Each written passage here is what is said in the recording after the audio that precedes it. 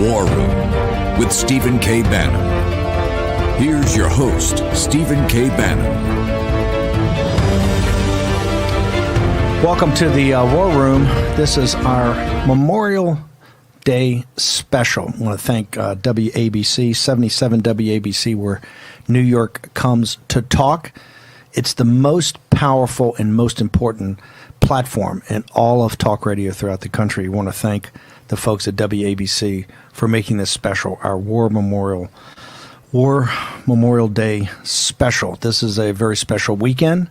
Probably, I think, in our civic society, the most sacred weekend we have, where we honor the war dead of the United States. 77 WABC, very honored to be on for this special. Got the entire team from the War Room. Got Jack Maxey and Greg Manns, who man the engine room of the War Room every day, and two special, very special co-hosts, Jack Posobiec.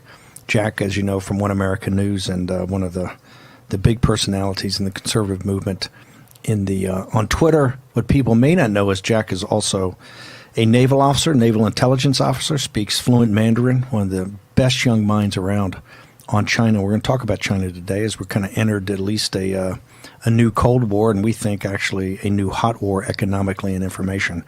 We'll talk about China during the show. But also we've got as our co-host Patrick K. O'Donnell.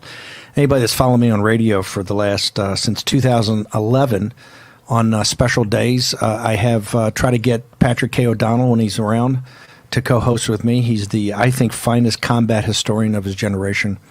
Written so many great books about basically every war we fought. The Korean War book, Give Me Tomorrow, is absolutely stunning. His book on the Revolutionary War, Washington's Immortals, incredible. And wrote a very moving book called The Unknowns, about the bearers of the unknown soldier for World War I, when he came back and was buried, and just incredible. And I wanted today, Patrick, thank you very much for joining us on our War Room Memorial Day special. Whenever we come on. Patrick, are you good? Can you talk to us about? Can you talk to us about? Your book, The Unknowns? What it's about? What drove you to write it? Steve, every book that I've ever written has been a journey, and each one of those books has found me in one way or another serendipitously, and that's certainly the case with The Unknowns. In 2010, I was asked to give a tour for the Wounded Warrior Regiment at Normandy, as well as Belleau Wood. And this is the great Marine Corps battle of World War I, where the Marine Corps in the 4th Brigade of the 2nd Division, along with the 3rd Infantry Division, save Paris as the German army is collapsing.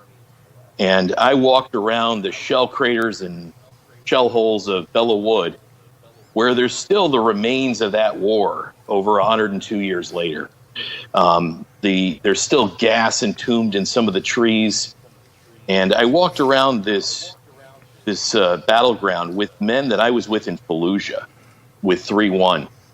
And as we walked around, I found out on Hill 142, which was the focal point of the battle, that Ernest A. Jansen received the first Medal of Honor for the Marine Corps and for the American Expeditionary Forces. In fact, he received 2, and that's another story. But Jansen was also a body bearer for the Tomb of the Unknown Soldier, and I found that to be fascinating. I wanted to know, what's the story behind that, and who were the other men? There were 8 men that actually brought back the unknown soldier from World War I, and they were the most decorated enlisted men of the war. And Pershing hand-selected these men. He selected them because of their battlefield heroics, but also to tell a story of the American Expeditionary Forces in World War I. Each one of these men represented a portion of that story. For instance, Ernest A. Jansen was a Marine at the Battle of Belleau Wood with the 2nd Division. There was a body bearer that was a field artilleryman. Then the Navy was also told the story of James Delaney, who fought off a U-boat with a deck gun and then was captured alive and literally underwent a Das Boot experience as an American trapped inside of a U-boat as it was depth charged and they went on attacks. And then he was in a prisoner of war camp, survived a pandemic. There's another story by the name of O'Connor, who had one of a job that only Mike Rowe would like.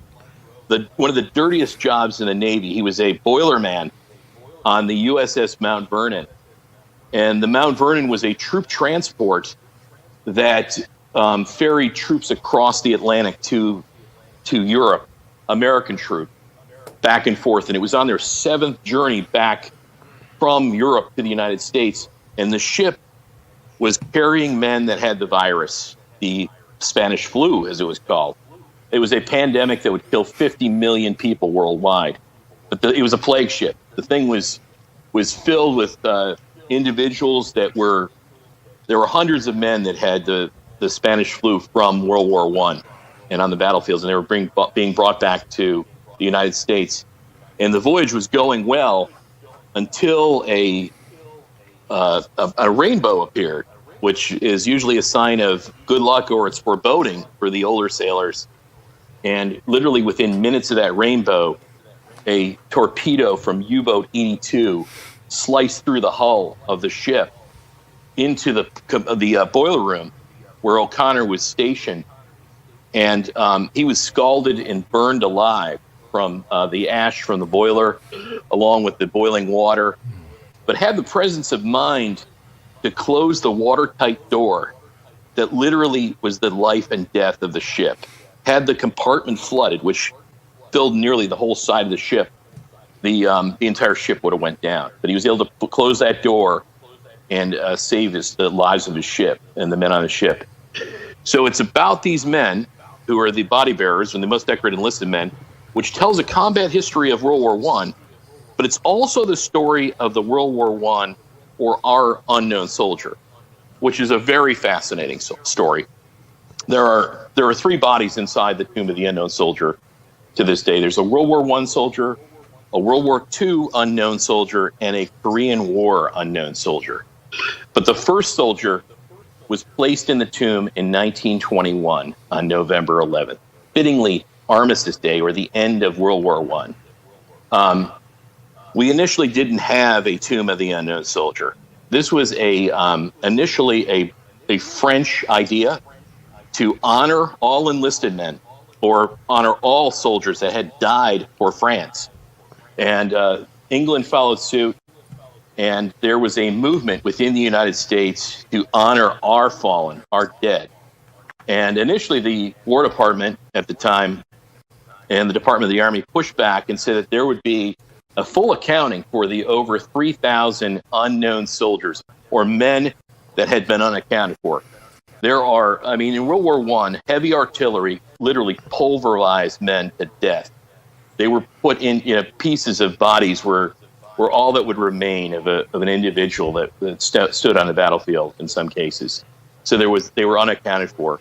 The Army Department, or the War Department in the U.S. Army initially said that they could be accounted for. And then there was a pushback within the United States by a woman by the name of Maria Maloney, who was a author of at the time, a very famous women's magazine, who created a viral movement that something needed to be done to honor our war dead. And a unknown soldier was selected. And the story of the selection is quite interesting. They chose individuals from 4 or several major cemeteries within France where there were great battles that took place. For instance, at Bella Wood, at the Meuse Argonne, and various cemeteries near Verdun around France. And they pulled the remains of a single individual that was identified initially as unknown. They then pulled that person out. They checked to see if there were any diaries, any kind of photographs, dog tags, anything that would identify that person as a U.S. soldier. And each one of the bodies was clean in the sense that there was nothing there to identify that person. And then the burial tags for each grave was burned on the spot so that we could never identify which one of those individuals came from France. They were then pulled back to a city hall at a place called Chalon, where the bodies were placed they were lying in state. They were flag draped, and an American was chosen to select the tomb of the unknown soldier. And initially, a general officer was chosen to select that individual. That night before, the French came up to us and said, "We had an enlisted man that selected our unknown soldier." And Ernest A. Younger was selected. He was a sergeant at the time that had fought in the 2nd Infantry Division. He was in the 9th Infantry Regiment, U.S. Army. And Younger was not the most decorated individual, but he had been through hell. He had been through the key battles of the war and had been wounded multiple times. And he was selected that night. And that morning... Patrick, what I want to do is hold. We're going to go to commercial break. I want to hold and continue with this story about the unknown soldier and the Tomb of the Unknown that's now in Arlington National Cemetery.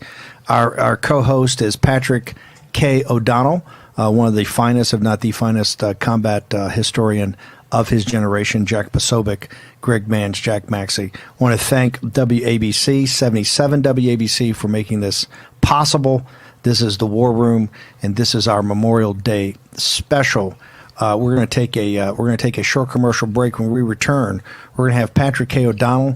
His book is called The Unknowns. This is the story of the Tomb of the Unknown Soldier, the first unknown from France in World War I that was buried there. We're also going to have, in the next segment, Alexander Priot, who has family buried in Arlington National Cemetery and will tell us about that cemetery. When we return on War Room, Memorial Day Specials, 77 WABC.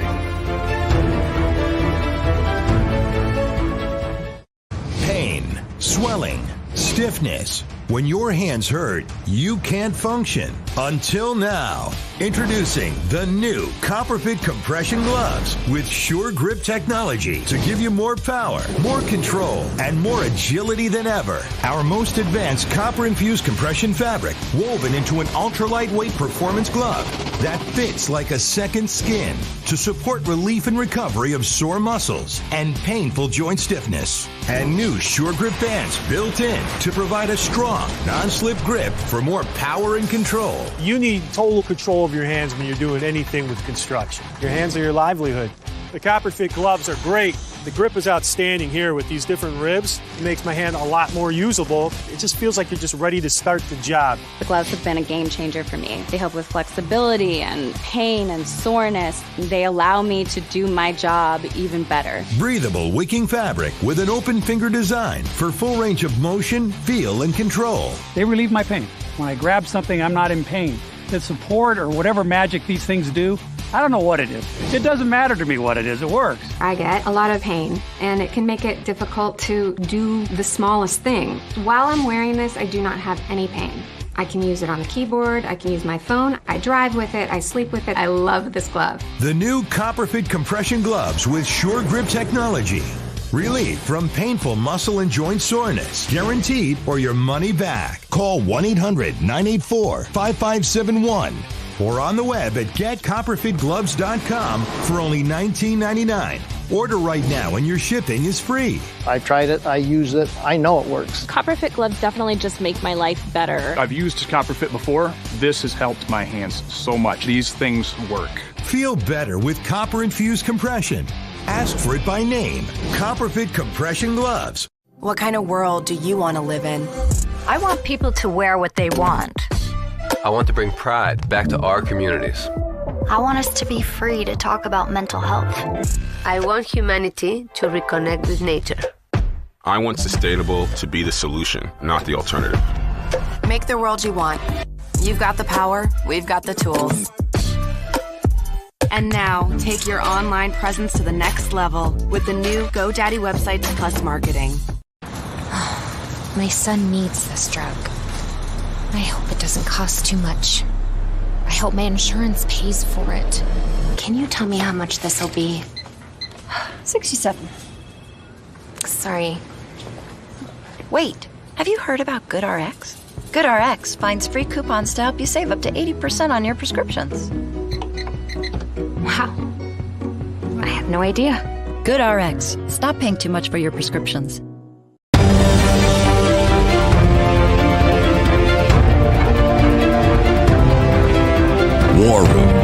with Stephen K. Bannon. Here's your host, Stephen K. Bannon. 77 WABC. It is where New York comes to talk. It's the most powerful, most important talk radio station in the country, and we're very honored to have the War Room on for this special Memorial Day special. It's a weekend in which President Trump and the rest of the nation, we are commemorating and honoring our 95,000 casualties we have in this pandemic, which is one of the most horrific things that's ever hit the United States, and particularly in this city, in New York City and New York State. We'll talk more about that later. We're now joined by our co-host. We've got Jack Posobiec here in studio. Honored to have the author of so many great books on the combat history of the United States, and particularly his book, The Unknowns. That's why we wanted to have Patrick K. O'Donnell as our co-host today. So, Patrick, you've got us in France, and this is about, and for folks that don't know, I think the most hallowed ground we have in this country, where you have Gettysburg, you have Antietam, you have many of the great battles of the Revolution and the Civil War. But our most hallowed ground is probably Arlington National Cemetery, and the centerpiece of Arlington National Cemetery is the Tomb of the Unknown, with an absolutely spectacular view of the Capitol across the Potomac. It's actually in the Virginia side. So how was actually, take us back, we've now gotten to the point that of who's actually going to select the body. It was going to be a general, and this is after World War I. How did it get to be an enlisted man that actually did the selection? They made an audible the night before they selected it, Steve. And Ernest, a man by the name of Younger, who was a sergeant at the time, Edward Younger, was chosen the night before to select the unknown soldier. And there were 4 flag-draped coffins or caskets inside Chalon's, the city hall at Chalon. And that morning, there is music playing. There's a solemn ceremony where there's a French honor guard. There are many men that had battled, enlisted men from the French army that had battled for there to honor our unknown as well as French civilians. But Edward Younger was given a bouquet of flowers that morning and told to select the unknown soldier. He went into the room. I found his original note, handwritten notes on this event.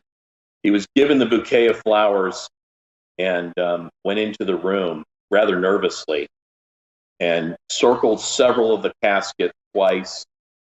And he said his hand literally moved for him as he lay down the flowers on one of those caskets.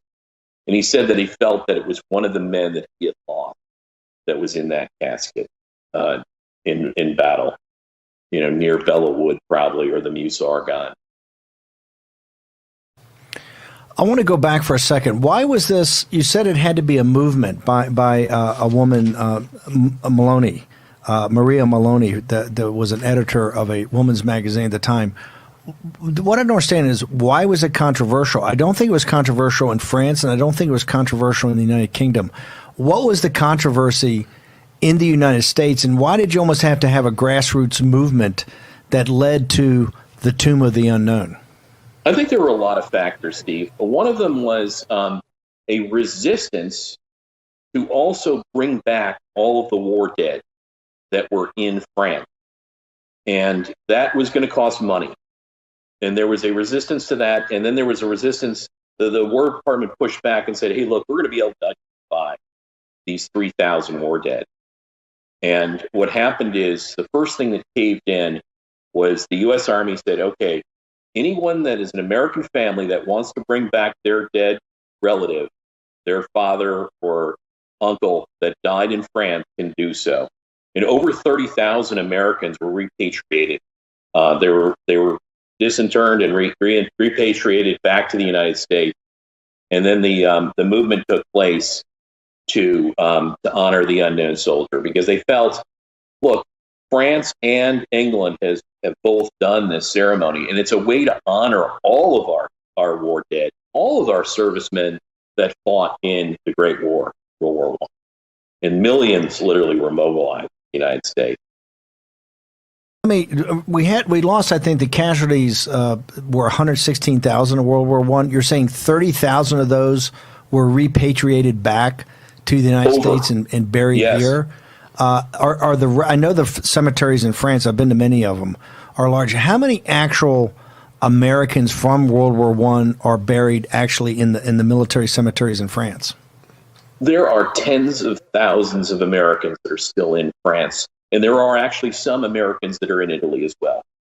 And so they're scattered throughout.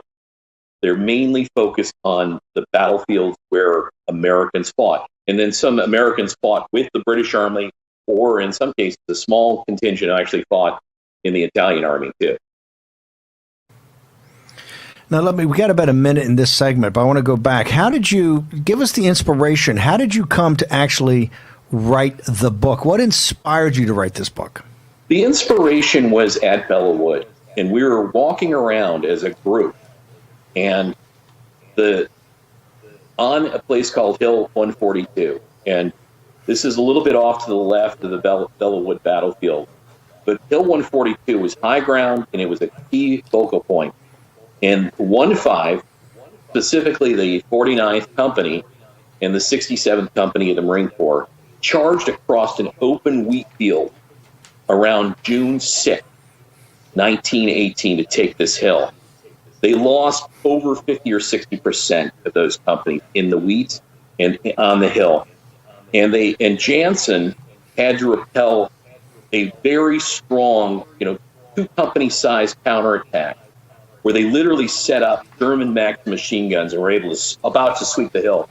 He launched a one-man bayonet charge and took out 5 machine guns, and was very severely wounded in the process, but saved the hill and may have even had an important role in the battle itself. And he was selected by General Pershing to be one of the body bearers. When I found out that little thread, that footnote, that's what inspired me. I wanted to know who the other men were, because I thought it was interesting. And then I found out it was more than just one guy.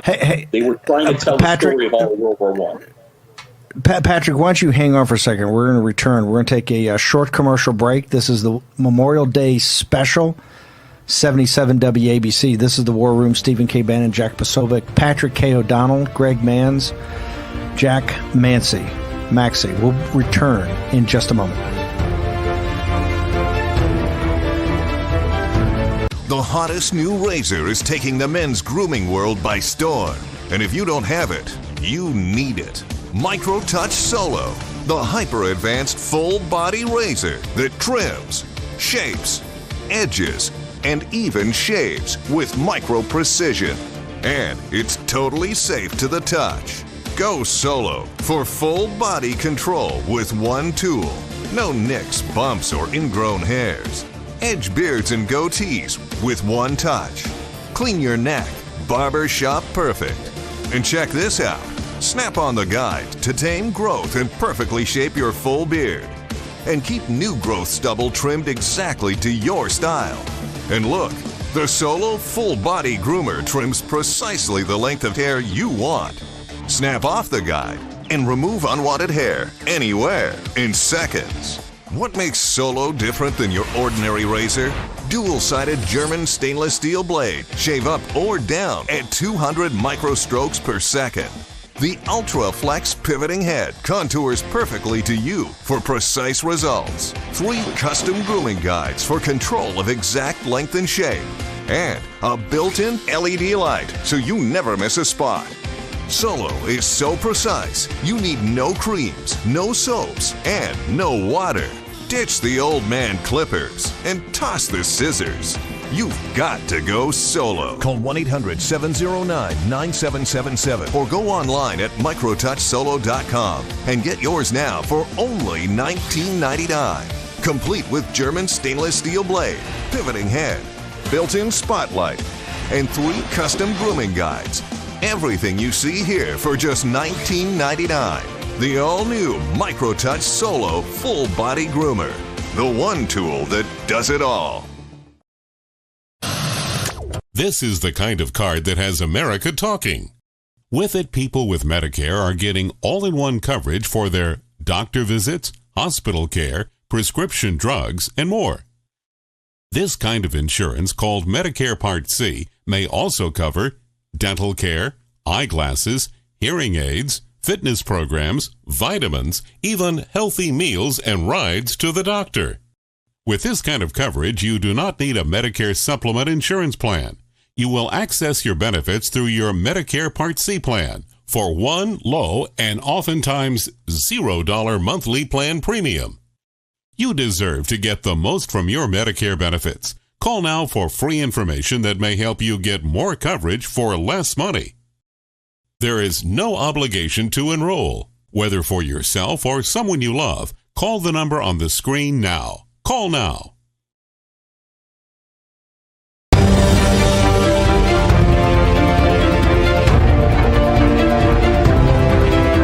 War Room with Stephen K. Bannon. Here's your host, Stephen K. Bannon. Welcome back to the War Room. It's our Memorial Day special brought to you by WABC, 77 WABC in New York City. It's where New York comes to talk. It's the most powerful, influential, and important talk radio station in the nation. Also want to thank our co-production partners for everything we do. John Fredericks Radio Network, America's Voice, now Dish Channel 219, and of course, Newsmax TV. We now have over 100 million views of the show, and also over 8.5 million, I think 8.5 million downloads on the podcast. So must be doing something right here with the team as they work every day. Got our two co-hosts, Patrick K. O'Donnell and Jack Posobiec, but we're honored to be joined now by our long-time communications director, Alexandria Preate. Alexandra, you've got a family. We just had Patrick K. O'Donnell. He's going to join us back in the next segment. He's telling us this very moving story about the Tomb of the Unknown Soldier. And the Tomb of the Unknown, for people who have not been to Arlington National Cemetery, this weekend, it's different than Veterans Day. Veterans Day is November 11th, the 11th hour of the 11th day of the 11th month when the guns went silent in World War I. And that's Veterans Day, and I'm a veteran. Jack Posobiec's a veteran. We're going to have Congressman Jim Banks on. Jim Banks is a veteran. You know, we get our day on November 11th. Jack Maxey's also a veteran. Four naval personnel: Maxey, Posobiec, Bannon, and Banks today. But Memorial Day is different. Memorial Day is about the honored dead, those that have given their lives the greatest sacrifice for their country and for their fellow man, and no greater force for freedom in the entire world than the United States military. They've given up more individuals, either wounded, casualties in combat, or given their lives to free people throughout the world through hundreds of years. Great honor for all of us to be a part of that, and it's a really solemn honor and a great honor to be able to honor our war dead on Memorial Day. Alexandra, you've got family that's actually buried at Arlington. You're very familiar with the Tomb of the Unknown. In fact, the Unknown Soldier, one of the most moving things about it, I think the only inscription on it is "Known but to God," which is the inscription on the tomb. Tell us about Arlington National Cemetery, Alexandra. Well, I went there for service when my grandfather died. He was a major general in the Air Force. And the thing that strikes you being there is the silence, and then the rows of headstones, just row after row after row, and thinking that's one person, and they have a family, and then they have friends and a community that lost someone or had someone serve. So we went there for my grandfather's funeral, and you go in, and it's like being in a church. Then they do have a chapel on the premises where we had a service. You come out of the service, and his body, his casket, is placed on a wagon, something like what you'd think of in the 1800s. And then there's taken by horse on this wagon to the gravesite, followed by officers, and then the family behind it and the friends. You go all the way to the gravesite of your beloved, and the service is run, unlike a regular service would be for a deceased person. It's run by the military. So we had a gun salute. They played taps. And there's not a dry eye in the place. It's a very moving experience. And it's not only about then your loved one that's deceased, but also all of the people in Arlington. As I said, it's row after row, headstone after headstone. And it really makes you cherish the values of this country, cherish the values of your family and your faith, and recognize everyone, as you said, on this day as a memorial to what they've given back. Do you think we've lost, I mean, you've had family, I've got family buried in Arlington. Do you think that the country somehow, Memorial Day weekend, I realize it's the kickoff to summer, people are having a good time, they're getting out for the first time. Obviously on this weekend, America's reopening. We've had this tremendous tragedy of this pandemic. We have 95,000 of our countrymen. And as Jack Maxey is always reminding me that many of those are Korean War veterans, Vietnam veterans. I think we've even got some of the greatest generation that have passed away in this horrible scourge, this horrible plague that's come on. But do you think that somehow we've lost the idea or the concept? And I don't know if it's when we went off of Memorial Day really being the 31st, being a special day, and we change it to a holiday, which would be a 3-day weekend. Do you think somehow as a country that we've tended to lose the fact that Memorial Day, and I realize people go and, the president goes up on Monday on Memorial Day and CNN covers it and he always gives a very moving talk, and places a wreath, and they go through, they have an exercise, a normal, what we call evolution in the military. But do you think the country overall is maybe, as it's become more and more of a volunteer service, that we've somehow lost the importance, that people consider it like another Veterans Day and everybody's saying, the veterans do a great job, but we've lost the fact that we've got the honored dead that actually not just served in the military, but gave their lives in combat? Absolutely. Growing up, we had to go to the cemetery and visit the deceased members of our family. And when you're a little kid, you don't really enjoy that. But as you get older, it becomes very interesting. In fact, just my great grandmother of mine, I found out died in the plague in 1918. And I'd seen the grave all the time, but never put two and two together. I think that we need to bring it back in this country. Jason Trennard, a friend of this show, has started an effort to have people wear the poppies from Flanders Field, that poem, Wear Poppies, on Memorial Day to remember. I think people on Wall Street really started doing that. Obviously, we can't really see much of that right now because everybody's in their home. But I think today, this weekend, Monday, any day, if people can go to the cemetery and honor their family, they'll go and see all the graves, and there'll be flags by the people who may not have anybody standing there for them, but there'll be flags recognizing the veterans by their grave. And I do think we've lost it, but I think we can get it back. We've learned a lot in this pandemic. I think spending time together with our families and not being able to enjoy lots of what things may seem frivolous now, to really figure out the most important thing is the values of this country, the values of our family and our faith, to cherish those and to give back. And I think people should go to the cemeteries, just even for a visit, for 15 minutes and see all of the people. You'll see all the flags there. And that's inspiring, even if it's not Arlington. It's very interesting. Andrew Breitbart, who was, I had the great fortune to be a partner of before he passed away, I guess back in 2012.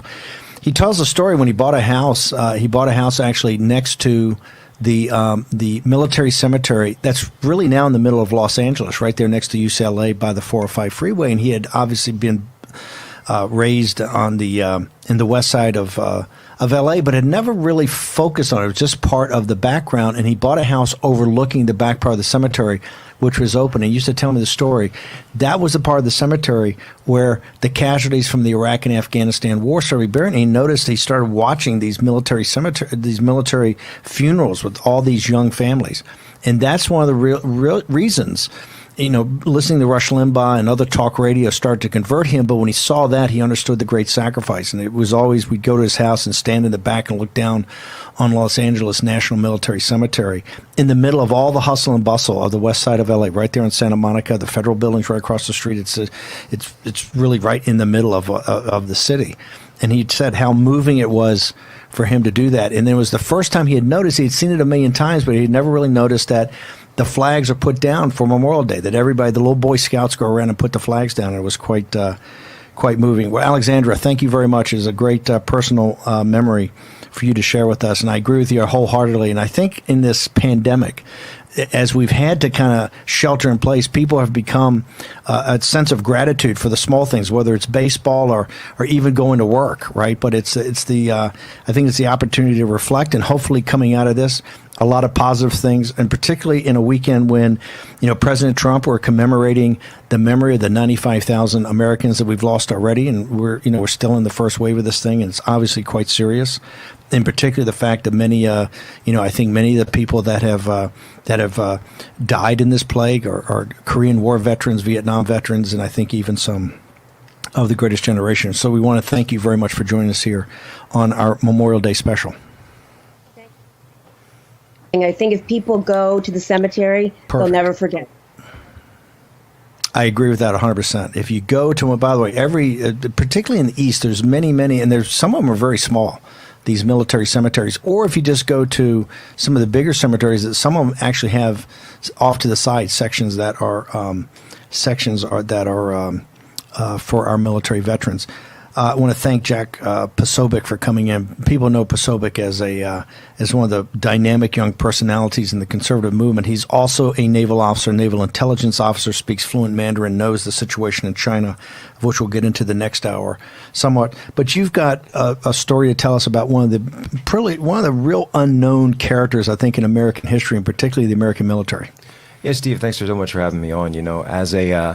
As a Polish kid growing up in southeastern Pennsylvania, Philadelphia area, right around Valley Forge, you're looking around trying to figure out, you say, boy, my name's Posobiec. It doesn't sound a lot like Anthony Wayne or George Washington or some of these other Nathaniel guys. Green. Nathaniel Green, yeah.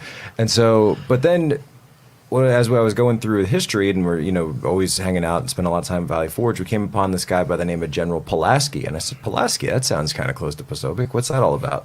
Right. And it turns out General Pulaski was a count. He was a Polish count that was brought over by Benjamin Franklin and the Marquis de Lafayette because he had fought against the Russians when they were trying to push into the Commonwealth, and he was a cavalry officer. Do the Polish and Russians ever fight? Every once in a while, usually about every 30 years, every 40 years, there's a little from time immemorial. From time immemorial. From time to time, yeah. They said, what's Poland's greatest curse? Bad neighbors. And so looking at Pulaski, and it's amazing when you consider the legacy, because you'll see bridges, you'll see towns. We have Fort Pulaski. We have so many things named after him, but his legacy isn't as well known as some of the other generals. Certainly not as much as Marquis de Lafayette and the assistance of the French. But the Polish assistance has been with America from the start. And when Pulaski came over, he came over with the institutional cavalry knowledge of a Polish cavalry soldier, and everybody knows that the Polish cavalry in the 1700s was probably the preeminent cavalry force throughout Europe. Keep in mind, this is not that 1776 is not that long on a historical scale from the famous, immortal really, Siege of Vienna 1683, the stand of the Winged Hussars, when it was the Polish that smashed the Turks and kicked the Ottomans out of Europe and back into and saved Europe. Saved all of Europe. All of Europe, and that was Jan Sobieski, the great king. And so here comes Pulaski to the United States, and Franklin, of course, is looking for someone. How can we, find some military officers that'll help us out? He's over in France trying to scrounge up anyone he can. Well, here's this exiled, count from Poland who couldn't beat the Russian Empire, got kicked out, tried to kill the king. It was very scandalous at the time. So the French didn't want him to join the army there. So he comes back to the U.S. He became the father of the American cavalry, saved Washington's life at Brandywine with a cavalry charge, was made a brigadier general by the Continental Army, eventually died in the Battle of Savannah, 1779, years later, also leading a cavalry charge against the British, of course. And in all of U.S. history, there's actually only been 8 people that have been honorarily granted U.S. citizenship by the U.S. government. Wow. One of them is Marquis de Lafayette, and another one is Casimir Pulaski, Brigadier General. And I wanted to bring that up today to really point out that the heritage of Polish and American connection, that tradition, that faith that has brought the two countries together, even now in this age, actually goes all the way back to day one. Go ahead, bring up a great point. I mean, one of the things I've always found so moving when you go to these veterans cemeteries, and when I was a kid, Boy Scout, we used to put the flags up and things, but one of the things that I am always reminded as you read the names and you realize that America really is a great melting pot, right? Names from every different ethnicity are in there. And it shows you what a wonderful team we've created here in this God blessed country. Where is actually, we're going to go to commercial break here, Sergeant Patrick K. O'Donnell is going to come back and join us. Where is General Pulaski buried? So General Pulaski's actual burial place is a little bit disputed because some people say that he was buried at sea off the coast of Savannah, but there is a monument to him in downtown Savannah that you can visit where they have found bones down there, but there's still a dispute as to whether or not it's actually him. This was between the time that he left Poland and came to the United States, he wasn't like a hired gun, right? He was in France and he was picked up by Franklin and came here. So he supported the revolutionary movement. He was a supporter of the revolution. Oh, that's exactly right. He said that when I see that there's a place standing up for freedom, that's standing up for democracy, that's where I want to be. That's where I want to fight. And he had that, he had that stubbornness of a Polak coming over, and he was stubborn in the face of every adversary he could find. He went up against the Russians, and then he went up against the British Empire as well. 77 WABC, where New York comes to talk. It's our Memorial Day special. This is War Room, Stephen K. Bannon, Jack Posobiec, Greg Manns, Jack Maxey. We're going to be joined when we come back by our other co-hosts, one of the finest, if not the finest, combat historian of his generation, Patrick K. O'Donnell. We'll return with a Memorial Day special on WABC. This is the War Room.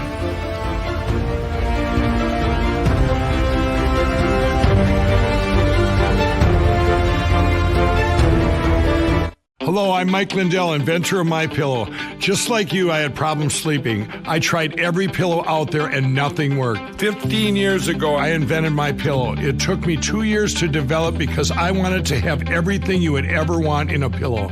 I made sure that you could adjust my patented fill so you could have the exact support you need as an individual, regardless of your sleep position. I also wanted a pillow that would last, so I made MyPillow machine washable and dryable. I back MyPillow with a 10-year warranty and a 60-day money-back guarantee. Not only that, I do all my own manufacturing in my home state of Minnesota. I really like the fact that it was made in the USA. I think that USA products are a better quality product. I've tried a lot of other pillows, and nothing's worked like MyPillow. I'm interrupting this commercial right now to give you deep discounts, not just on my pillows, but also my mattress toppers, sheets, and so much more. For example, you can get body pillows regularly $89.99, now only $29.99, or MyPillow dog beds for as low as $19.99 with your promo code. I used to think that sheets were just sheets. I got the Giza Dream sheets. They are the most comfortable sheets I've ever had. The Go Anywhere pillow is so easy to just roll up and take anywhere I want to go. Go Anywhere pillow is really comfortable, so that's what I really like. It's nice and supportive, and it's nice and small. The MyPillow topper, for the first time, has enabled me to have a cool night's sleep. I'm able to go to bed and just get rest. That's 3 inches of wonderful that's in the MyPillow mattress topper. It's just like a firm cloud. MyPillow helps me get a good night's sleep so I can do my job in the morning. Go to MyPillow.com to get deep discounts, not just on my pillows, but so much more. For example, you get body pillows regularly $89.99, now only $29.99, or MyPillow dog beds for as low as $19.99 with your promo code. For the best night's sleep in the whole wide world, visit MyPillow.com. In the last year, there were 3 victims of cybercrime every second. When a criminal has your personal information, they can do all sorts of things in your name. Criminals can use ransomware, spyware, or malware to gain access to information, like your name, your birthday, and even your social security number. That's why Norton and LifeLock are now part of one company, providing an all-in-one membership for your cyber safety that gives you identity theft protection, device security, a VPN for online privacy, and more. And if you have an identity theft problem, we'll work to fix it with our $1 million protection package. There are new cyber threats out there every day, so protecting yourself isn't a one-time job, it's an ongoing need. Now is the time to make sure that you have the right plan in place. Don't wait. Norton 360 with LifeLock. Use promo code GET25 to save 25% off your first year and get a free shredder with annual membership. Call now to start your membership or visit lifelock.com/TV.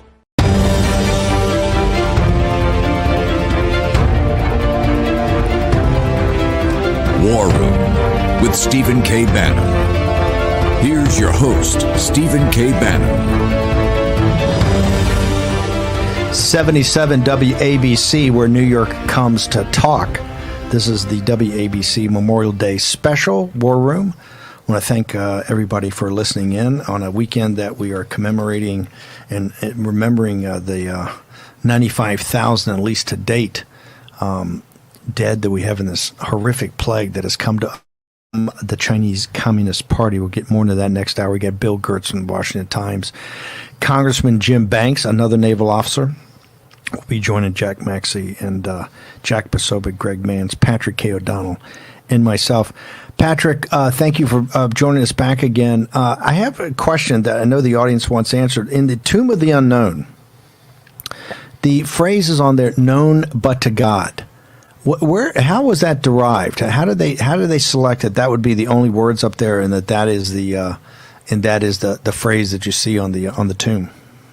They had a small committee of people that came up with that phrase, and that was placed on there. The original tomb was very Spartan. It was just a slab of marble that was carved on. The larger tomb that we know now, which is more of a larger box sarcophagus, is something that occurred about 10 years later. And in that 10-year period, there were also tomb sentinels that began guarding the tomb, because people would literally come and picnic at the tomb, and there was some vandalism that took place, etc. But your other guest really kind of inspired me with the last kind of comments he had about foreign volunteers for the revolution, Steve. And there's some really incredible and extraordinary ones. And as you know, I wrote a book called Washington's Immortals that has many of those. Today we call them foreign fighters that are in that book that are just quite exceptional and extraordinary. And one that comes to mind for me is a guy by the name of Baron de Kalb. And de Kalb came from what we know now is Germany. And his title of Baron was kind of an honorary one. But this guy was the Schwarzenegger of his day. He was about 6'1", completely muscular, and 59 years old. And like Hannibal, he literally would march with his men and didn't ride necessarily. And he rode or marched hundreds of miles. Quite interesting. He had like a daily routine of almost daily fasting. He'd only drink a little bit of coffee in the morning. He'd have a sandwich for lunch and then fasted for dinner. And this guy was just a man of iron. And his story is really quite epic and extraordinary. At the Battle of Camden, where it was one of the greatest defeats of an American army, the army under Gates is destroyed, and Baron de Kalb is in charge of the Maryland Division, which includes the Marylanders and Washington's Immortals, if you will, and the Delaware Blues. And he is stabbed 5 times by British bayonet. And Cornwallis, who's quite an extraordinary general himself, he gets a bad rap for Yorktown, but he fought alongside his men. He led the battle there, came up to him and offered him comfort. And I think what he said was really quite extraordinary. He offered him comfort, and he asked him if there's anything he can do. And he said, "Thank you, sir, for your generous sympathy, but I die the death I've always prayed for, the death of a soldier fighting for the rights of man." That's how he believed in the cause as a foreigner. Wow. Hey, Patrick, why don't you hold there? We're going to wrap this hour up. We're going to come back with another hour on our Memorial Day special on WABC. We hope you're enjoying this weekend. We understand that in this great time of a pandemic, 95,000 Americans have passed away, have died.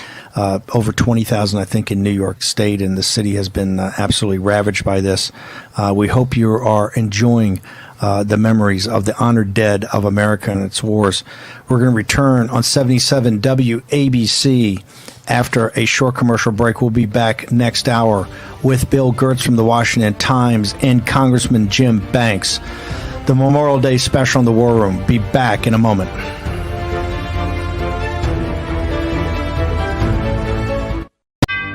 Brett Favre, legendary quarterback. Jerry Rice, legendary wide receiver. You ready for your weekly meeting? Yeah, we're ready. Let's do this. Let's stack the deck. When legends play, they wear Copperfit Advanced Back Pro. Copperfit's best-selling compression back support just got better with new double-band adjustable supports for customizable compression when you need it most. Since I put this on, I feel so much better. The core is the most important thing. To know that I'm stabilized here. Whatever I'm doing, I can give it 100%. 4 built-in stabilizing supports designed to improve posture and help reduce lower back stress and strain. You have back pain, and it's affecting your everyday life. You do something. If you can find something to help you get back out and be active like Copperfit, go for it. Absolutely. Do not give up. A high-performance compression fabric infused with the powerful properties of copper, 360-degree flexible mobility, and lightweight, durable construction. Nothing more painful than having back pains. If you're aching, if you feel like you can't work out anymore, you can. And that's with Copperfit. Yeah. It's for all of us who still want to be active, still want to compete. Way to go. That's what I'm talking about. Man, this really does feel good. It feels to me like the fountain of youth. Copperfit's best-selling back support just got bigger, badder, and better. Or call 1-800-944-5851. Or on the web at advancedbackpro.com. Get yours now for only $19.99. This does feel good. That's what I've been saying. You think it was fair? It was fun. Play for the love of the game. Copperfit, live limitless.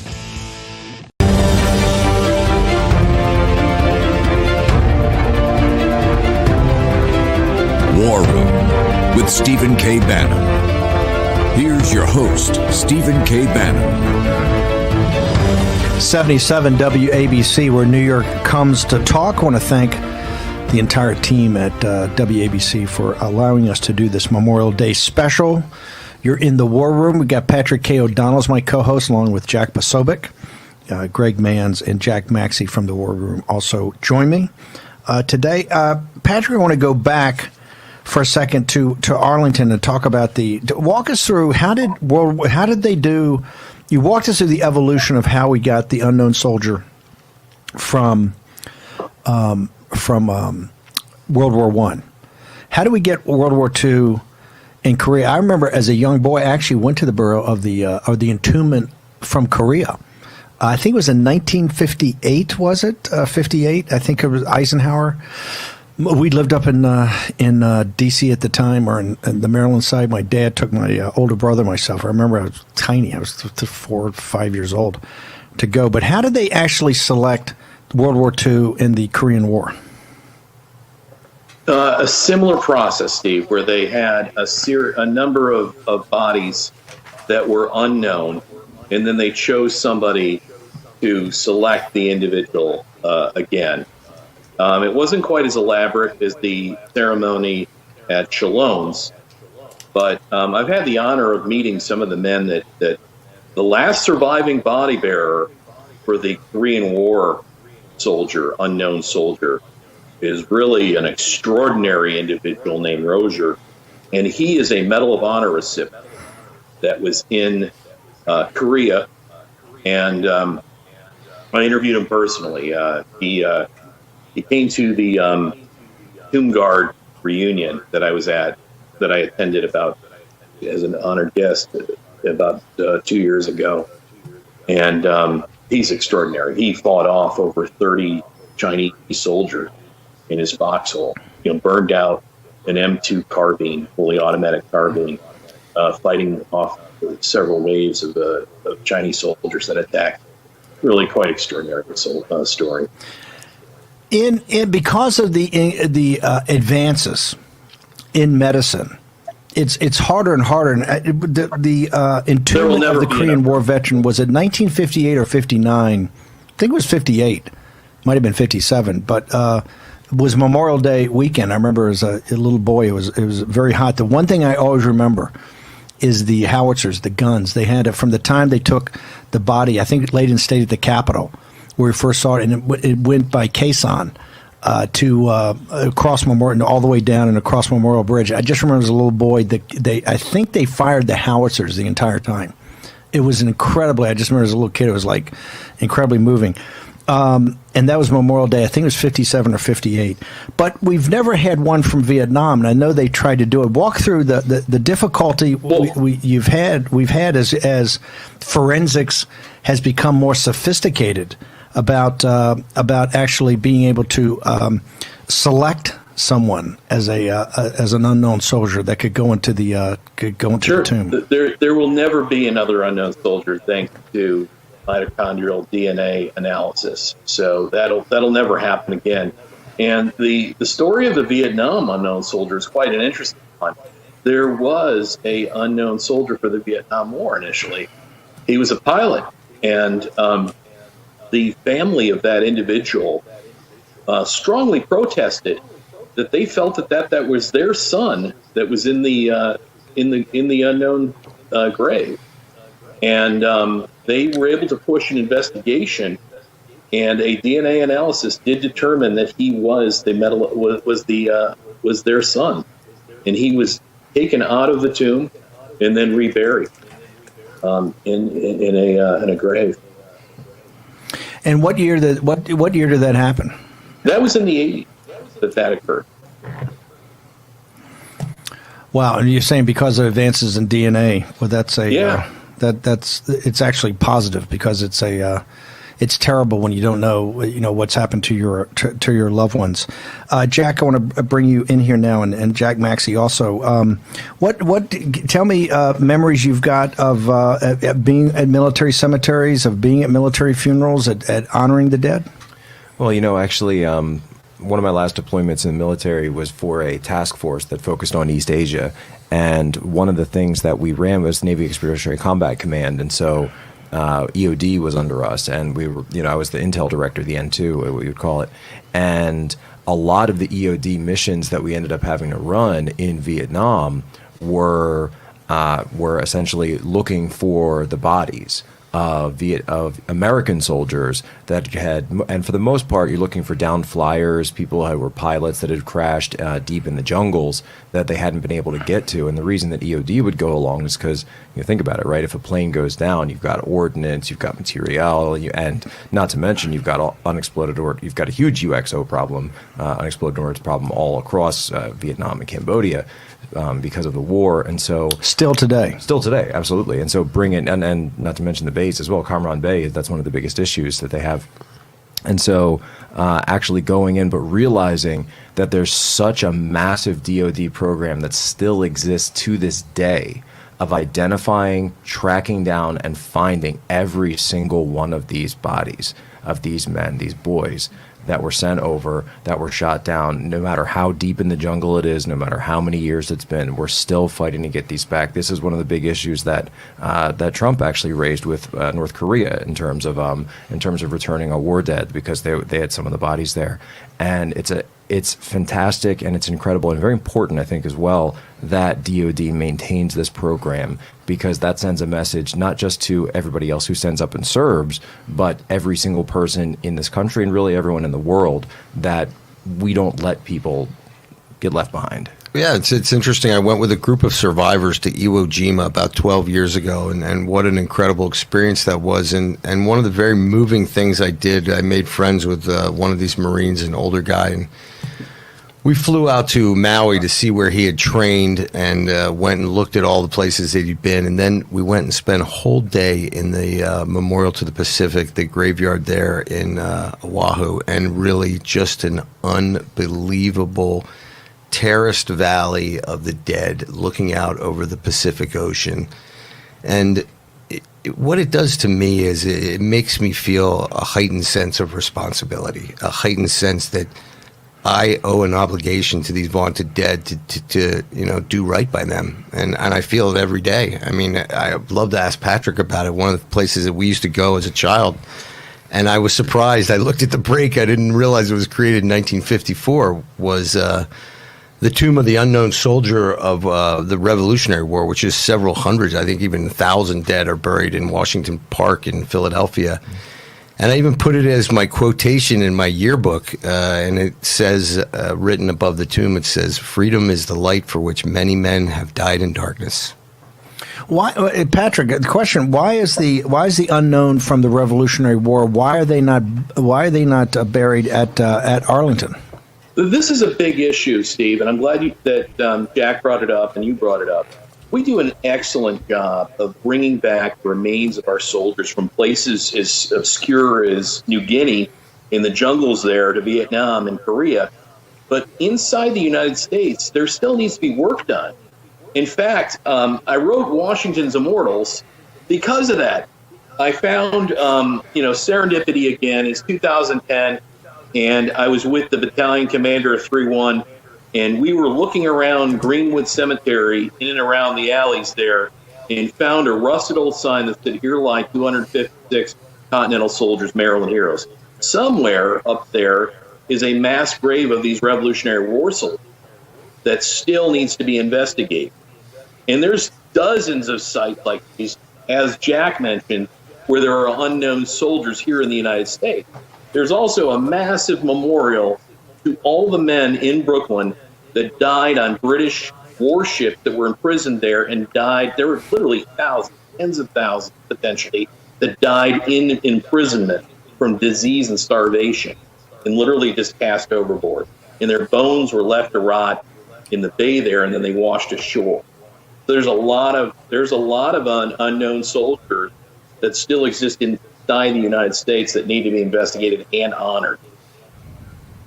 We've got to take a commercial break, and we're going to have Bill Gertz next. But when we bring you back for your next segment, I want to talk about Washington's Immortals and the fact of there's just a plaque, I think, about where the actual, I think the big gunfight at the end happened, and where this supposedly mass grave for this heroic regiment. And quite frankly, when Patrick tells you the story, if it had not been for Washington's Immortals, I don't know if we would have had a country. I mean, their stand in Brooklyn on that day during the Revolutionary War really turned the tide of what was one of the worst defeats in American military history, and could have been a rout where the entire Continental Army collapsed, only saved by a volunteer regiment from Maryland that is now buried really in a mass grave somewhere in Brooklyn, New York. And it shows you how New York City has been the center.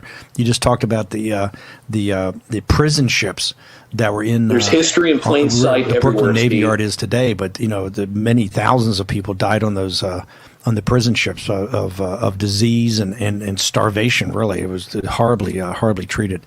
This is 77 WABC. This is the Memorial Day special, the War Room. Jack Posobiec, Patrick K. O'Donnell, Greg Manns, Jack Maxey, Stephen K. Bannon.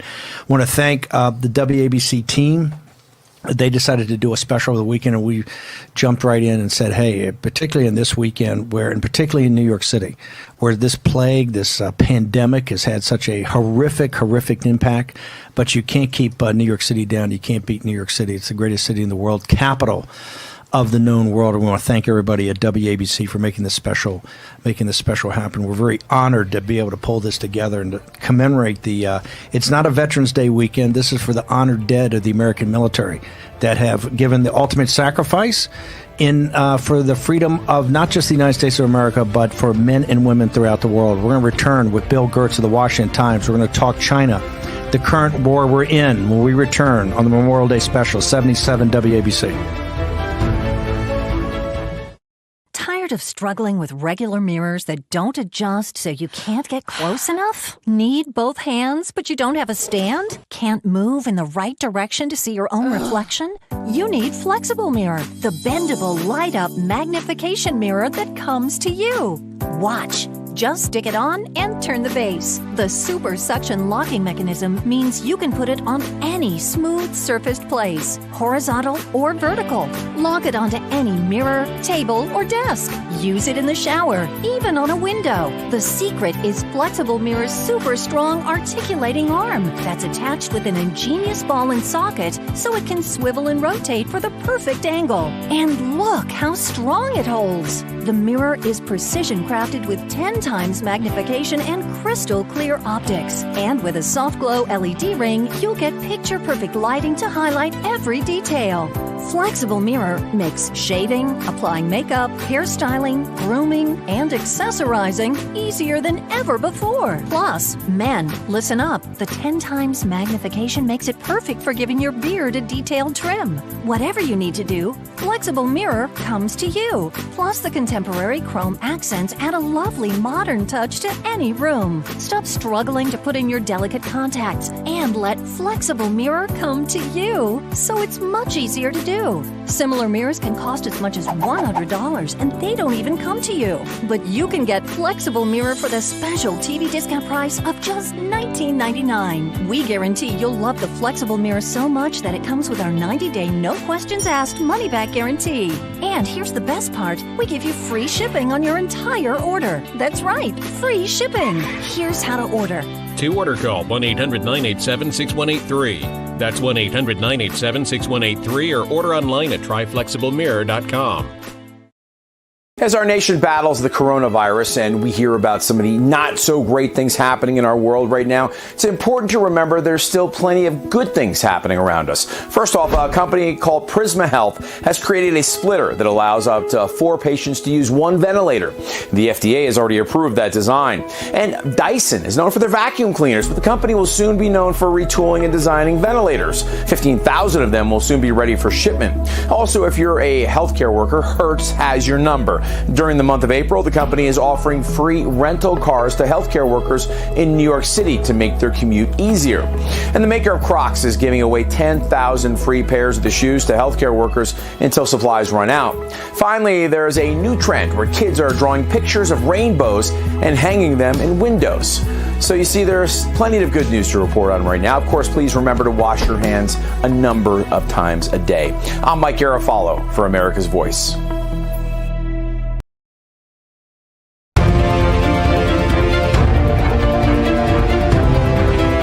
War Room with Stephen K. Bannon. Here's your host, Stephen K. Bannon.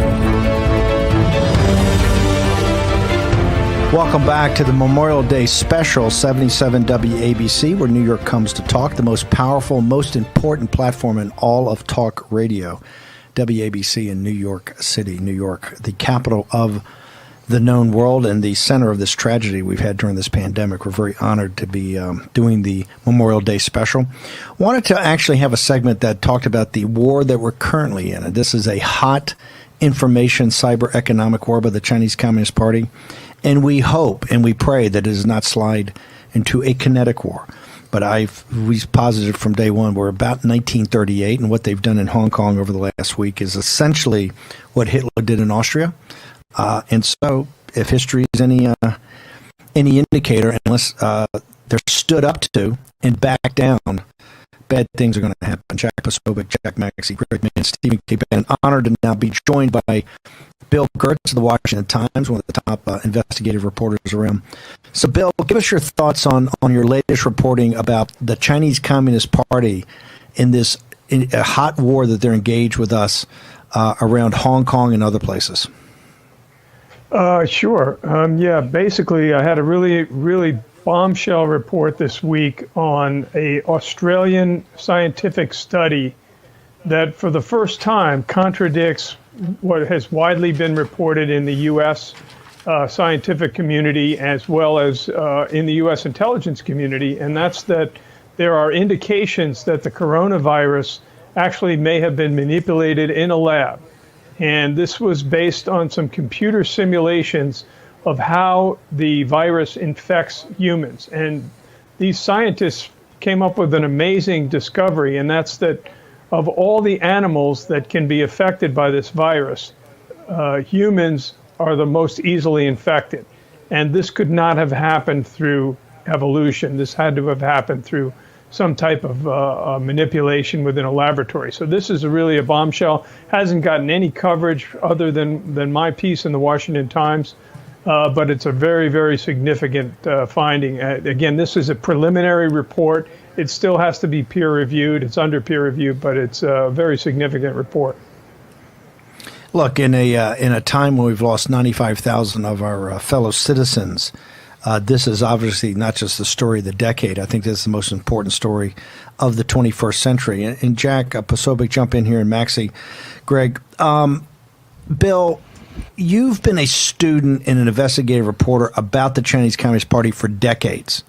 And you've been kind of mocked and ridiculed by many of the mainstream, the elites, particularly in the decades when China was looked at as our partner and, Wall Street's financing everything. Given their behavior, and Jack Posobiec, I know you're an intelligence officer and speak Mandarin. Are you pretty shocked by how they're rolling right now in Hong Kong, where they're basically saying, hey, we don't care what the West thinks, we don't care what the United States thinks, and we particularly do not care what Donald J. Trump, the 45th president of the United States, thinks. We're taking over Hong Kong. You want me to take that Bill, one? Yeah, Bill. Yeah, sure. Yeah, go ahead and jump in. Okay. Clearly, they're flexing their muscles at a time when the United States is distracted in dealing with both the health and economic crisis caused by the pandemic, and they're going to. I guess that they have already figured out that there are going to be mass protests in the street in Hong Kong, and that there's going to be opposition to this, and they're ready for it. So we're going to see how this unfolds.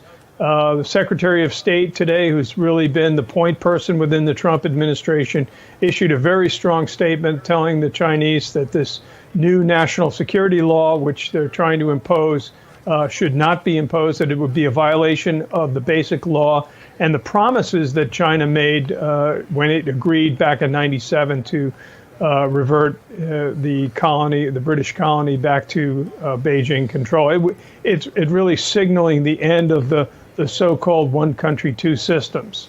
And it's been clear that this is what China's been doing. So I expect the Trump administration is going to react very harshly to this, and probably economically by perhaps de-recognizing the special trade status, the autonomy that Hong Kong has had, which allowed it to have a special trade status with the U.S. We got a couple of minutes here, Bill, because Posobiec's going to be with me, and I'll get to him in the next segment. Why, on a Memorial Day weekend, which is the kickoff to summer, we're here in the special to commemorate the honored dead of that's given their lives to their country. Why should Americans care, Bill Gertz, what's happening in Hong Kong? Why should they care if the Chinese Communist Party in Beijing is going to take it over? What impact is going to have in their life, and why should anybody care? It's a battle. It's the ideological battle between communism and democracy. And we're at the front line, and we're seeing the encroachment under Xi Jinping. The Communist Party of China is on the march globally. They're imposing their will on states around the world, mainly in the developing world. They're doing it through the use of economics. We saw in Taiwan the inauguration of a democratically elected president this week, very significant. That is really important. The U.S. has to fight for democracy. Democracy is not going to maintain and spread by itself. The U.S. has to be willing to stand up for freedom, liberty, fundamental human rights. These are critical rights and freedoms that our fighting men died for so many decades. And now we've got to make sure the Chinese are not going to take that away. And that's their goal.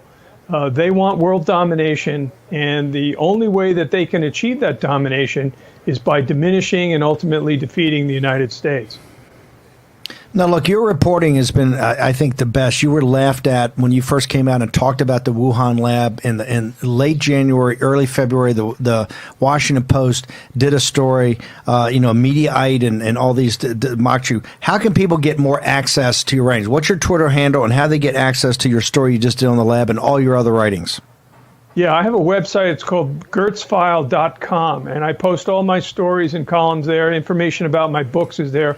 My Twitter handle is @BillGertz. And again, if you follow that and follow me and go to my website, you're going to find information, solid information, and veteran reporting that you're not going to get from a lot of other news outlets.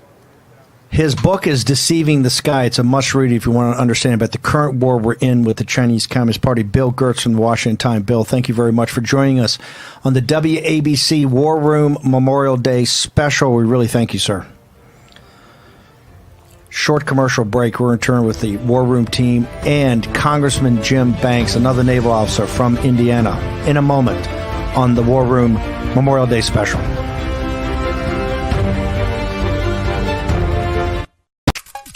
Everyone loves the benefits of compression socks, but they're just so hard to get on.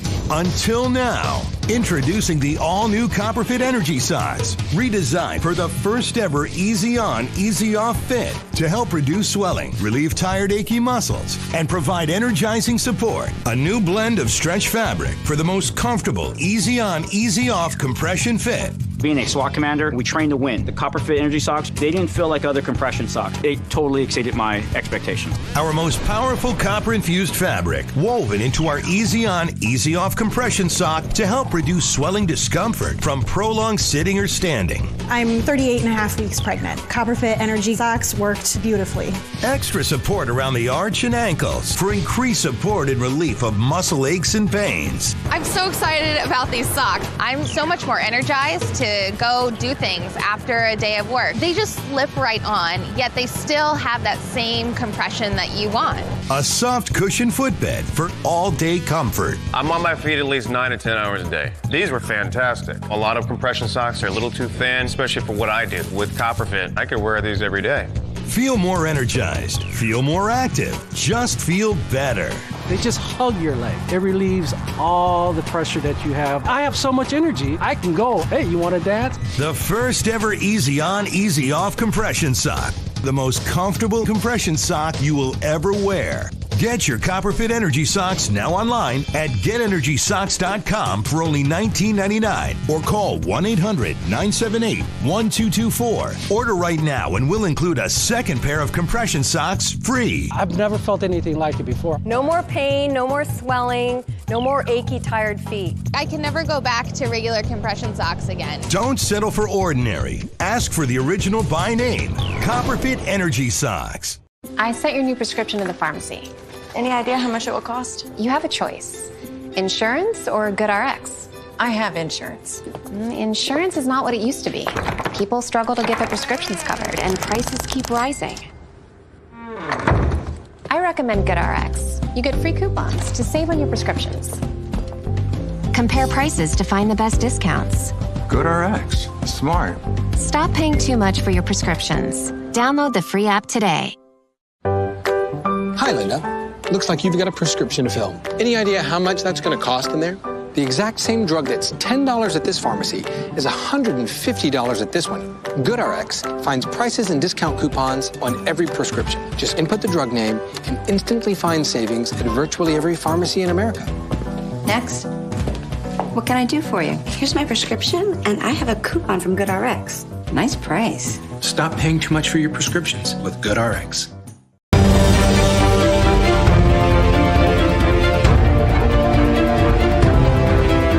War Room with Stephen K. Bannon. Here's your host, Stephen K. Bannon. Welcome back to our Memorial Day special, WABC, 77 WABC, where New York comes to talk. Also want to thank all of our production partners, the John Fredericks Radio Network, America's Voice.News, now Dish Channel 219, of course, the folks at Newsmax TV, and particularly WABC for making this happen. We're now honored to be joined by Congressman Jim Banks, and Congressman Banks has been at the cutting edge. Not only is he a naval officer, he's been at the cutting edge of this confrontation with the Chinese Communist Party and the United States. Congressman Jack Pessoa, Jack, talk about what's happening in Taiwan right now between, everybody's focused on Hong Kong, but talk about Taiwan and the Chinese Communist Party. Right. Now, of course, we saw the peaceful inauguration earlier this week, but just this morning... And Pompeo actually said a lot more than the CCP was happy with. Oh, yeah. And Pompeo, of course, hitting back on what's going on in Hong Kong. but in a speech that's been kind of unnoticed because of everything that's going on in Hong Kong, all the fireworks there. Chinese Premier Li Keqiang, now he's directly beneath Xi Jinping on the Politburo. In a speech, Li Keqiang, the national policy sort of State of the Union policy kind of speech that goes on, in referring to Taiwan, there's a set phrase that Chinese leaders always use when they talk about Taiwan. They talk about it as a rogue province. They use the term peaceful reunification. And this is rote, this is memorized, this is every single time they talk about it. They talk about peaceful reunification, and they of course, emphasize one country, two systems, even though they're doing away with that in Hong Kong. In today's speech, earlier this morning, about 4 a.m. East Coast time in the United States, he dropped the word, for the first time, peaceful when talking about reunification with Taiwan. And this is very significant. This isn't something where he's speaking off the cuff. This is a prepared speech that's been looked over, absolutely signed off by Xi Jinping, Chairman Xi. When the guys in the CCP at the highest levels, when they mention a number or a word, it's serious. Everything is vetted. So when they drop peaceful, that's sending a signal to not just the folks in Taiwan, to the United States of America, and particularly Washington, D.C. Congressman Banks, you've been at the cutting edge of this. What's your assessment?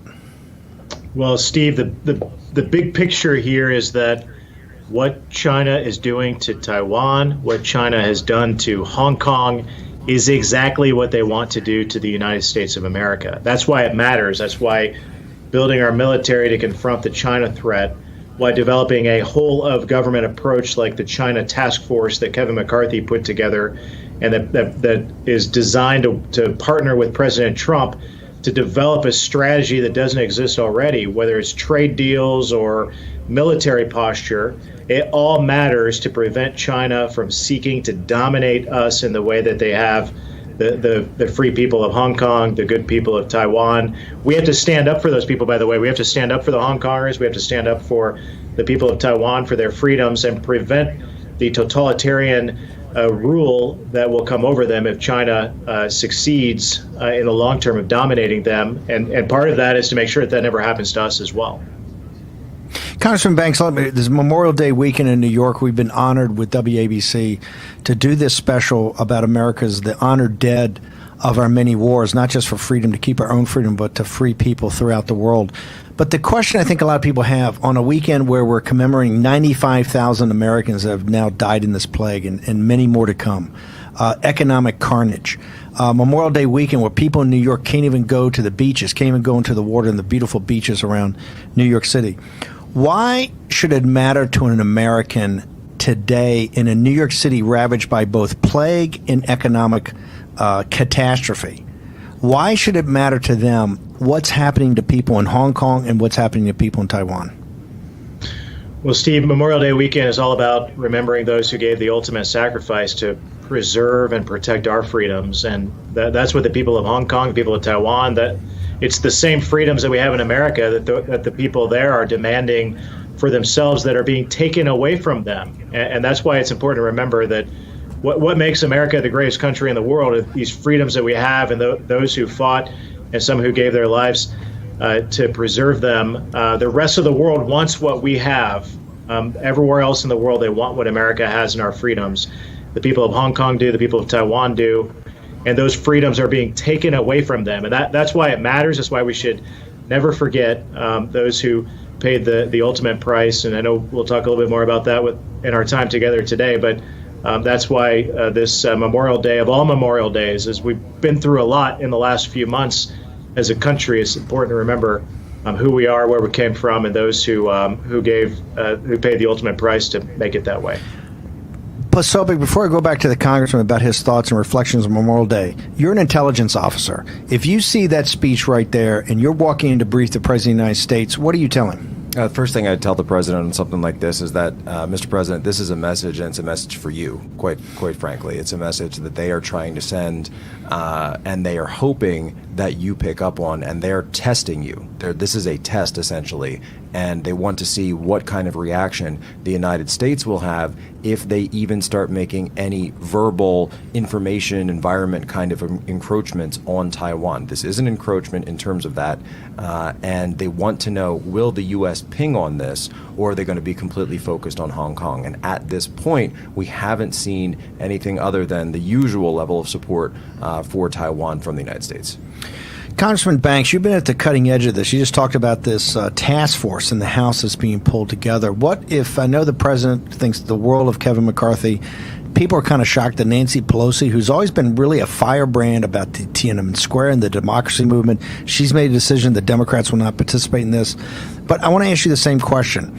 If the president came to your task force in the House about what's happening, not just in Hong Kong, but also the messaging going by the Chinese Communist Party to Taiwan, what would your recommendation be to him? Well, the task force is designed to present a plan to the Congress of how we can be a better partner with President Trump. President Trump is the first president in my lifetime to be tough on China rather than seek to appease China. Every Republican and Democrat president in my lifetime before President Trump has done just that. So that's what we're trying to do. It's going to take a whole of government approach. It means all facets of our federal government working together to present a strategy and a plan to do just that. And it's also why the Democrats aren't coming to the table, because that's what the task force is all about, is present a plan how we can be a better partner with this president who's been so good on these issues. Democrats don't have anything to do with it because it would be a concession on their part that the president is on the right track. Keep doing what you're doing, President Trump. I know that you're a naval officer, and now you're a member of Congress. Tell me about not just your naval service, but why were you drawn to it, and what memories do you have of Memorial Day? Well, both my grandfathers served in the Army. My brother served in the Air Force. I was 30 before I was commissioned into the Navy Reserves, and Steve, the most honorable thing I've done in my life is wear the uniform. And I didn't wear the uniform for very long before I was deployed to Afghanistan. And the irony is that when I deployed to Afghanistan, they took off my Navy uniform and they put me in an Army uniform, which was painful for a Navy guy. But part of that experience was going and serving in a joint unit and serving in Afghanistan downrange. And it's an experience that was foundational to who I am today as a representative. But I remember shortly after I got to Afghanistan, because the joint in Afghanistan, joint is spelled ARMY. That's why we wore the Army uniform. We had a sergeant major in our unit. I remember he came around and he picked on all of us who were junior officers and told us how to wear the uniform. And as a sergeant major, he got tough on us. And I remember some of us, we were staff officers, so I remember we used to wear the PowerPoint Ranger badge on our patch on our shoulder. And he would come around and tell us that's out of regulation, take it off as a sergeant major. So he would tell me that as a junior officer. His name was Sergeant Major Wardell Turner. It was right before Thanksgiving 2014 when we heard the bomb blast. We knew something happened. Rumors throughout the day was that somebody in our unit was killed. And later in the evening, unfortunately, found out that it was Sergeant Major Wardell Turner, the highest ranking enlisted person in our unit, was killed in a suicide bomb attack and on his convoy just outside of our base. And now every Memorial Day since, Steve, I think of him. I think of Sergeant Major Wardell Turner. I was lucky enough to come home and having served in Afghanistan, come home and be with my family again. He and his family didn't get that opportunity. He, like so many others, died so that I could maintain the privileges and freedoms that I have in this greatest country in the world. And today I thank Sergeant Major Wardell Turner, his family, and the many other families in this country who lost a loved one in recent conflicts, Iraq and Afghanistan, in our nation's history, because we aren't who we are today without the sacrifices that they paid along the way. Congressman, how do people get more access to you? Do you have a Twitter handle, a web page? How do people keep up with Jim Banks? Yeah, I do. At Rep Jim Banks on Twitter, Congressman Jim Banks on Facebook. Follow me, give me feedback. I appreciate it. It's an honor to serve in such a time as this, Steve. And I can't be a good representative if I don't hear from my constituents and others on how I can do a better job at what I do. Well, I got to tell you, you've been a firebrand, and you've been one of the leaders on this situation about the confrontation of the Chinese Communist Party. I think it was a year ago. This whole thing with the thrift savings program, I think it was legislation that you put up over a year ago in April of 2019 to really get people focused on the situation that. And this is relevant to New York, that it turns out that in the capital markets, we are actually financing the Chinese Communist Party and their companies to the detriment of American entrepreneurs and American companies. You're one of the very first people to get in front of this, and we've had huge movement over the last 2 weeks. I mean, now the president's saying he doesn't want the money in the thrift savings plan to go to finance it. You've just had 100-0 on the Senate floor about delisting and deregistering these companies that don't play by the same rules that the companies in the United States. It's now going to be the House, and I realize that you guys don't control things there, but I know your voice is being heard. But I got to tell you, you've been at the forefront of this, and I think the American people now, as they understand this pandemic, and here we have 95,000 people dead. New York City's been ravaged. On Memorial Day weekend, you're not even out at the beach. I mean, everything's this kind of slow opening, and I'm not criticizing the mayor or the governor. That's just the reality. But this is all driven by the Chinese Communist Party. You've been at the forefront of this. What can the American people expect in the next year or two of the confrontation that's taking place? Well, it's not going to get easier. I mean, the confrontation is going to continue to grow, Steve. And what I'm finding is that the American people are demanding that their leaders do something about the China threat. This isn't a partisan issue. Democrats, Republicans, independents nationwide are demanding that the president and the Congress work together to address the China threat economically, militarily. They blame China for the current pandemic. They understand the Chinese Communist Party's overall strategy to dominate the United States of America, and they're begging their leaders to do something about it, which is why so many people should be ashamed that the Democrat Party has decided to back off and seek to ignore this threat, all because they understand that President Trump is on the right side of it, and they don't want to side themselves with President Trump in an election year because they think that would give him some sort of satisfaction or benefit him running into Election Day, rather than just doing the right thing. And whether it's federal investments or state pension investments in Chinese military companies, or better trade deals to put the American workers first, or disentangling our supply chain and stopping the VA from buying pharmaceuticals and medical supplies from China. There's a lot that we need to do that we can get done in a time like this, but it's going to take leaders from both parties rising up to do that. As you said, I want to be one of those leaders, but we need so many more to join the fight. And I see the American people begging their representatives to do that. So I hope that eventually my Democrat colleagues will come to their senses and do what the American people are demanding that they do. Congressman Banks, thank you very much, and really thank you for sharing the story of Sergeant Major Wardell Turner, who gave his life in Afghanistan for his country and for the freedom of all of us and for the Afghan people. I want to thank you for joining the WABC Memorial Day special. Thank you, Steve. Before we go to break, we're going to be joined by Patrick K. O'Donnell. Real quickly, got about 30 seconds. Why did you join Pasobik? Why did you join the Navy? You know, my recruiter asked me that when I walked into the office over in Philadelphia area, and I kid you not, I actually said this. He said, why do you want to join the Navy there, kid? I said, well, we have to do something about China before they do something about us. Wow, what year was that? That was 2009. And you did not speak, you learned Mandarin at the language school? No. So I had just moved back from China. I was working for China at the American Chamber of Commerce and a couple other businesses over there. So I learned Mandarin living and working in Shanghai, came back, and I said, you know what? I want to get out of this international business game, and I want to take these skills and put them to good use for my country. Fantastic. Jack Pasobik, who's a naval intelligence officer, speaks very fluent Mandarin, been a great help, and really a great guy that really understands China, I think, just as well as anybody. Okay, we're going to take a short commercial break. We're going to return with Patrick K. O'Donnell, and we're going to find out the story of Washington's immortals, where they are buried in Brooklyn. We return on WABC Memorial Day special. Stephen K. Bannon, The War Room, will be back in just a moment with Jack Maxey, Greg Manns, Jack Pasobik. We'll be joined by Patrick K. O'Donnell, the great combat historian, in a moment.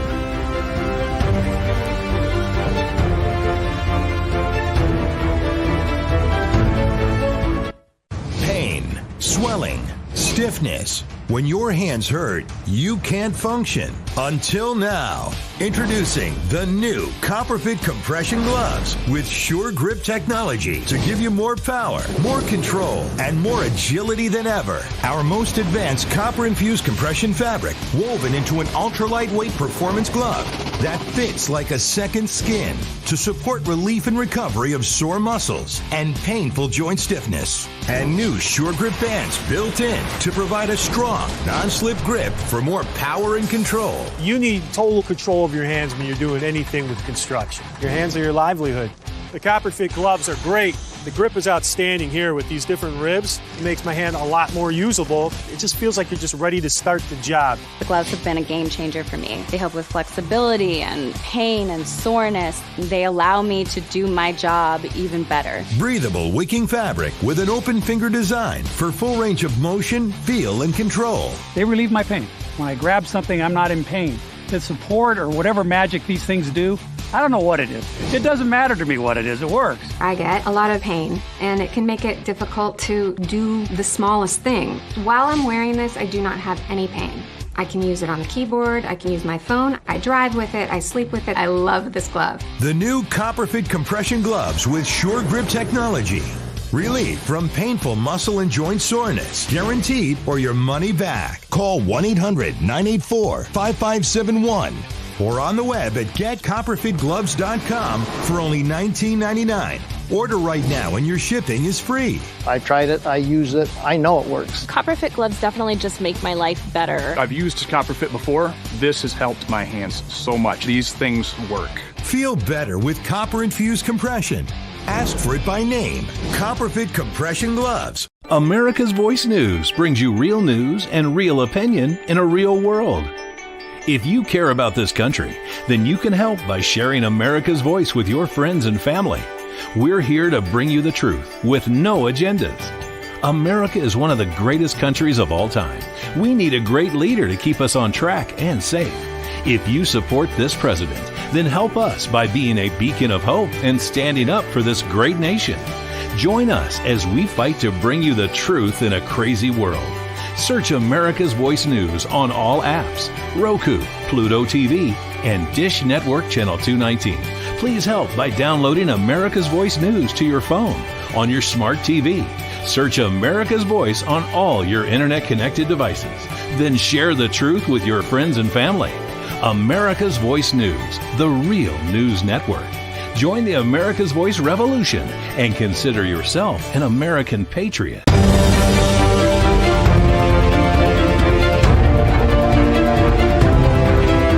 War Room with Stephen K. Bannon. Here's your host, Stephen K. Bannon.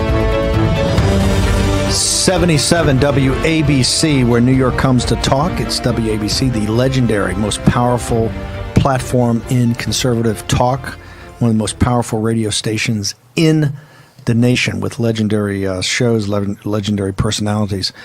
I want to thank them for making this Memorial Day special possible for the War Room Posse. We got Patrick K. O'Donnell's been our co-host. Patrick, here's the question. There's 256? There's a mass grave somewhere in Brooklyn that really is the tomb of some of the bravest Americans that ever fought. And quite frankly, have they not taken their last stand in Brooklyn on that day during that horrific battle, we might not have a United States. The entire Continental Army may have collapsed. Washington's Immortals is about an American Thermopylae. It's this painting right here, where these men made a stand, an hour more precious in our history than any other from the day. But these men bought precious time. The Maryland 400, it's been called, the Immortal 400, allowing the Continental Army that was on Greenwood Cemetery and in and around that area to escape to fortifications at Brooklyn Heights. And this is one of the great stories of the Revolution. So it was largely an untold story until Washington's Immortals. And these men sacrificed themselves. We don't know exactly how many died there making that stand, but many did, and 256 never returned. They think that many were also captured and died upon those prison ships that were in New York Harbor and were never seen again. So there's really Patrick, an opportunity for... for some sort of memorial or national park. This is what I want to get to. We got about 2 minutes left. Tell us where the plaque is on a side of a building somewhere in Brooklyn. Where exactly is the plaque actually in the to this Michael Raleigh today? American Legion Post, and there's some suspicion based on archaeological reports, anecdotal reports and legends from the area that there is a mass grave in and around that area. They just don't know where. It could be buried under a sidewalk. It could even be buried near the house where they actually fought, which is a few blocks further north. Where there's something called the Old Stone House Park, which you can visit, where the actual stones from the house that was there still exist. Look, I want to make sure people get access. We got about a minute left. How do they get to your website? Your books, you can't put them down. And I know you've been working on another book. It's going to be out in another year. But you're the best combat historian of your generation. How do people get more access to your writings? Thank you so much for that, Steve. I really appreciate that compliment.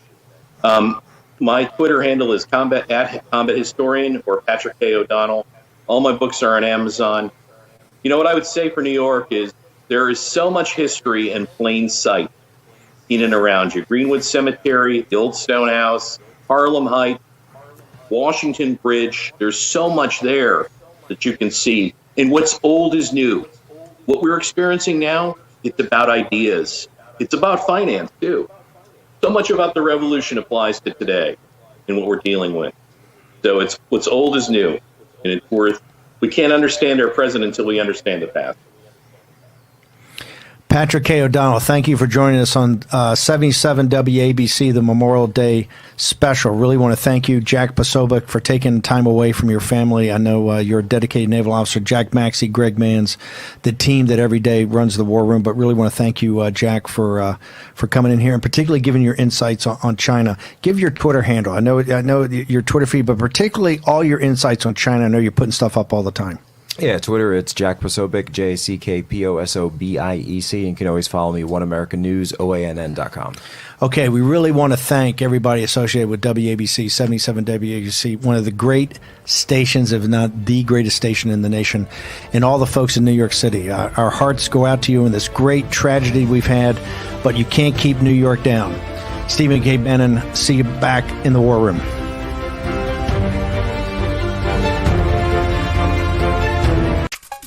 Everyone loves the benefits of compression socks, but they're just so hard